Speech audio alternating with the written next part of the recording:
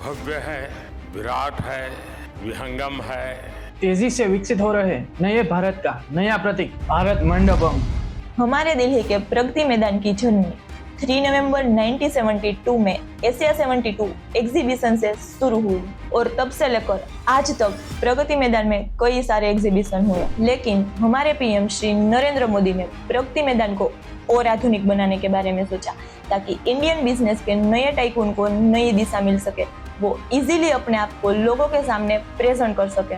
PM Modi ji कहते हैं कि देश की राजधानी में वर्ल्ड क्लास प्रोग्राम के लिए state of the art facilities and exhibition halls हो। इन सब बातों को ध्यान में रखते हुए भारत सरकार कंटिन्यूसली काम कर रही है और प्रगति मैदान का ये रिडेवलपमेंट प्रोजेक्ट उसका एक एग्जाम्पल बनेगा। प्रधानमंत्री नरेंद्र मोदी ने 26 जुलाई 2023 को प्रगति मैदान में इंटरनेशनल एग्जीबिशन कम कन्वेंशन सेंटर IECC देश को डेडिकेट किया।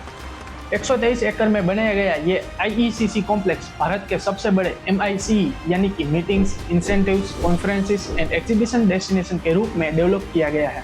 प्रगति मैदान को पूरा डिजिटल बनाने के लिए 2700 करोड़ की कॉस्ट से विकसित किया गया है। कन्वेंशन सेंटर का आर्किटेक्चरल डिजाइन इंडियन ट्रेडिशन से इंस्पायर्ड है। बिल्डिंग का शेप शंख से लिया गया है। डिफरेंट वॉल्स एंड फैकेट्स इंडिया के ट्रेडिशनल आर्ट के एलिमेंट्स को रिप्रेजेंट करते हैं, जिसमें सूर्य शक्ति भी शामिल है, जो सोलर एनर्जी में भारत के एफर्ट्स को हाईलाइट करते हैं। इस कॉम्प्लेक्स को हैनोवर और शंघाई जैसे दुनिया के top 10 exhibition and convention centre में शामिल किया जाएगा, जिसमें 54,000 square metre air conditioned convention centre space and 7 नए एग्जीबिशन हॉल्स है। 7,000 की कैपेसिटी वाले प्लीनरी एंड मल्टीफंक्शनल हॉल है। G20 समिट को लीड करने के लिए एक समिट रूम भी बनाया गया है। Other facilities of IECC includes 5G enabled fully Wi-Fi covered campus, 10G internet connectivity, 16 different languages को सपोर्ट करने के लिए कटिंग एज टेक्नोलॉजी से बनाया गया इंटरप्रेटर रूम।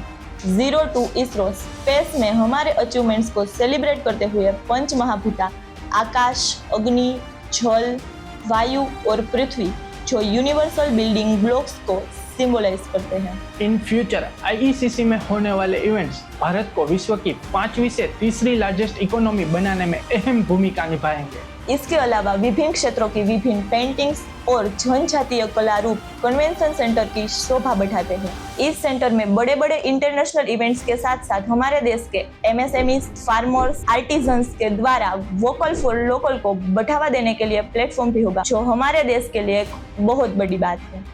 चलिए फ्रेंड्स, आज के लिए बस इतना ही। हम भारत सरकार के एफर्ट्स को सलाम करते हैं।